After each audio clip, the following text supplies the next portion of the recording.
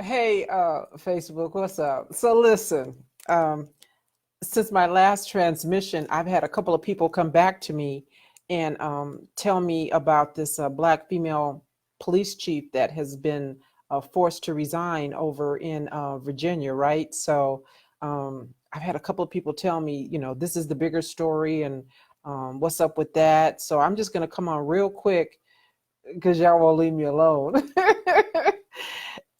I appreciate you. Don't get me wrong. I'm not complaining. I appreciate that you want to know what I think about it, I guess, because you told me, and that you are sharing information with me. I think I've seen this story before about this young, not young woman, but about Sister Girl over there in Virginia. I'm putting this on my other timeline real quick. And so you guys that are here, do the same thing, share it with me. Share it on your timeline so others can see what we're talking about. So I guess the way the story goes is there's a black woman over in Virginia, and she is a Portsmouth, Virginia police chief by the name of Tonya Chapman. And you can Google her. There was an article in a Raw story with regards to systematic racism that she was complaining about on her department. And so listen, we know that racism exists. We know that it's systemic, and we know that it is cultural, and in some instances it's top down. And when I say top down, I mean police chief down. And so while she wasn't part of that process, right, she wasn't part of the good old boy situation, she was trying to do something different. Listen, when you speak out, when you talk like I do, there's a price to pay. Now, I'm not sure how much time she had on the department. She had 3 years as the police chief when, according to the article in Ross story, and some of you have seen it because you've shared it with me. So you check it out and read it for yourself. But I'll just say this real quick about that. Yeah, they wouldn't have been able to force me to resign. It says in the article that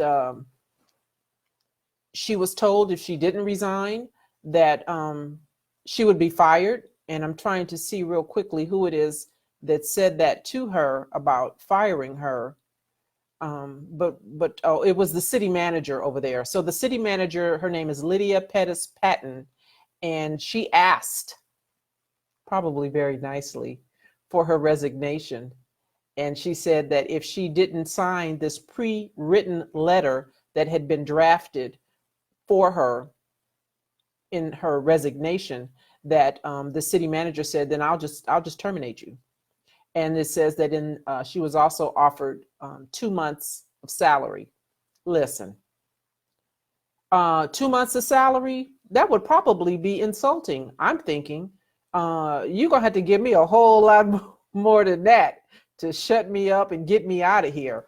And so why this police chief resigned is beyond me, because listen, they can't just fire you unless they have just cause. They got to have a reason to fire you. And so the mere threat of a termination would not have been sufficient for me. See, that's just, the kind of person that I am. And as I'm telling you this, I'm not just pulling stuff out of the air, y'all. I'm going through this right now on the Los Angeles Unified School District, because they had tried to shut me up when I was talking about fraud and corruption and abuse and malfeasance that was occurring in the Office of the Inspector General over at LAUSD, being committed by the Inspector General and his deputy, Ken Bramlett, and his Deputy Inspector General, Frank Kabibi, and his supervisor, Jorge Urijo.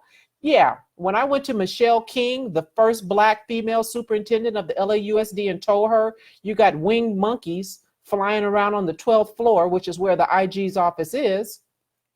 Don't you want to come take a look, sister girl? And they sent me home.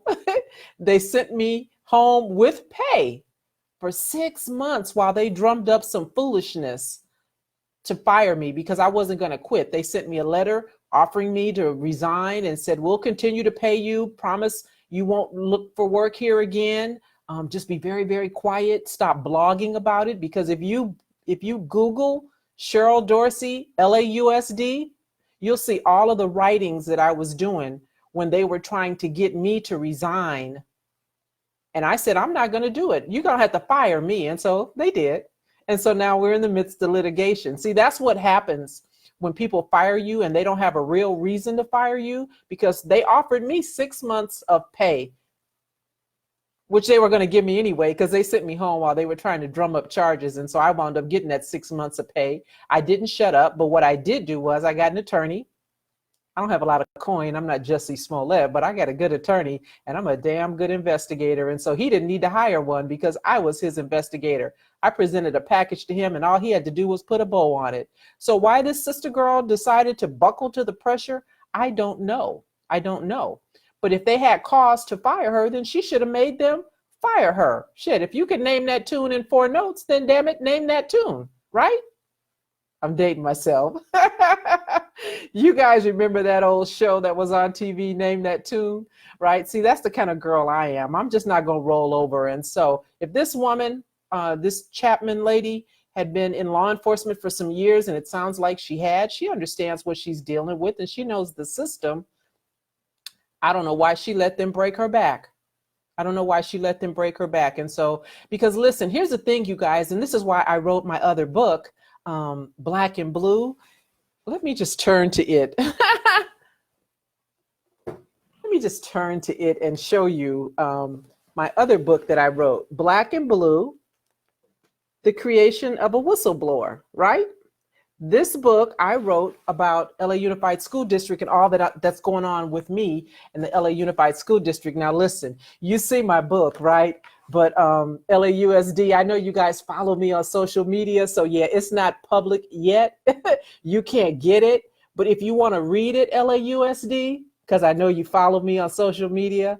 And for anybody else who's listening, go to my website, www.sergeantsgtcheryldorsey.com, and read the first chapter of my autobiography that talks about what happens when people try to force you into resignation. Because if you go to my website, LAUSD, and everybody else who's listening, if you go to my website, you'll have an opportunity to read that first chapter. And when you read the first chapter, I'll just show you here in the acknowledgments. If you read that first chapter, you'll see that I named every supervisor that I worked for, everybody up and down the chain of command on the LAUSD, starting with Michelle King, rest in peace. She passed away recently from cancer. Starting with Michelle King, all of the attorneys in the Office of General Counsel, including the General Counsel, David Holmquist, and everybody in HR, because understand, folks, HR is not your friend. They're there for the benefit of that entity. And so, listen, when they came after me, I just sat back and I'm just waiting for my court date, which now has been rescheduled 3 times. I have a court date set up now for July 15th of this year. It was supposed to go to court in September of last year. Then they told me February 25th of this year, and now it's July 15th. So this is what happens when you're like me and when you're this Black female police chief over there in Portsmouth, Virginia. When you don't just sit still and be quiet, they come after you, but you got to be ready for it. You got to be ready. You got to hunker down. You got to roll up your sleeves. You got to put on your big girl panties and get her done. And get her done. And so I don't know why she resigned, because listen, what I was told is that you need to be able to show that you've been harmed.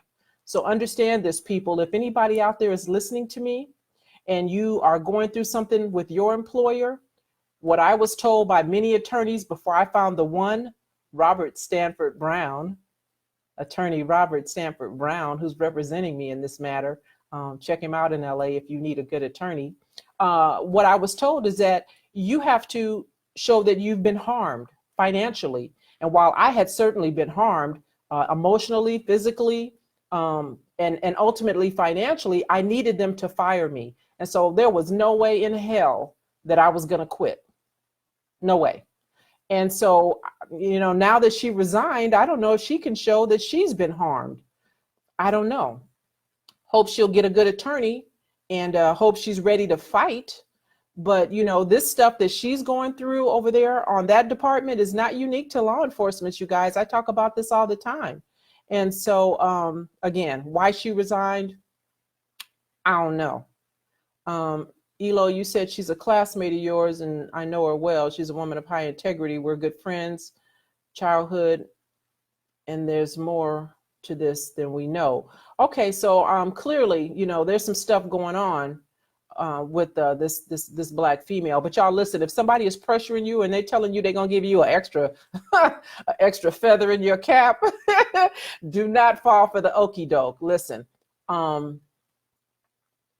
there's a rough road to hoe sometimes when you decide to fight, and you gotta be in it to win it.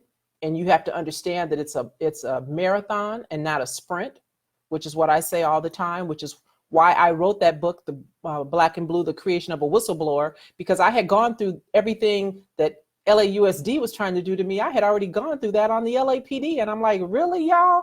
Because LAUSD, I had been tried by fire on the LAPD, and I had successfully sued them on more than one occasion. So when they came at me on LAUSD, I tried to tell Jorge Urijo, my supervisor, I'm the wrong one, dude. And I was the supervisor like you. So I understand exactly what you're trying to do. But they didn't listen. And so now, we'll see what happens. But I feel confident and strong in my case. And that's why I talk so much mess about it. And that's why I wrote that book. And that's why in my acknowledgments, instead of thanking a publisher or an editor or, my good friends, I thank them by name, by title, because I wanted you guys to understand, if you pick up my book or if you go to my website, sergeantcheryldorsey.com, and read that first chapter, you understand I'm not playing with them. That's why I name them by name. Just like I talked earlier about the Jussie Smollett thing. I can say what I say and I can name them because what I'm saying is truthful. I'm not giving any characterization or editorializing what I'm telling you. Just like Chicago PD is just telling you the truth about that Smollett case. They had reason to arrest him. A grand jury indicted him, and whatever they say about it now, can't nobody sue them because they're besmirching his character. They're telling the truth. I told the truth on the LAPD, on the LAUSD. This female captain, no doubt, told the truth, and so they came after her. So I'm sorry that she succumbed to that pressure. And, for those of you who wanted to know what I thought, that's what I thought. Let me just read something right here real quick, since you guys seem to want to chit chat, and I'm here for it.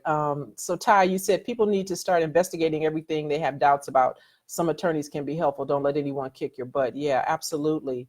Zamia, I agree. I just finished fighting a toxic leadership issue on my military job, not for myself, but for the soldiers. I won. Very good. I stood alone. My girl that I thought would push her facts did not, but I kept going. Even if you are one voice, someone will hear you. There is someone that either feels as you do, or they have zero tolerance for what's being done towards you.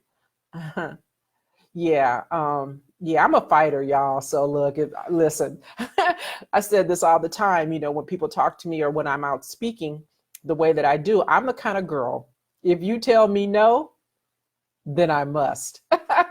That's just how I'm built. And so I like a good fight. I like a good fight. And that's why I speak so confidently about the things that I do with regards to police and community, because number one, I did it for 20 years. Number two, I understand police culture. And number three, can't nobody debate me about what I lived.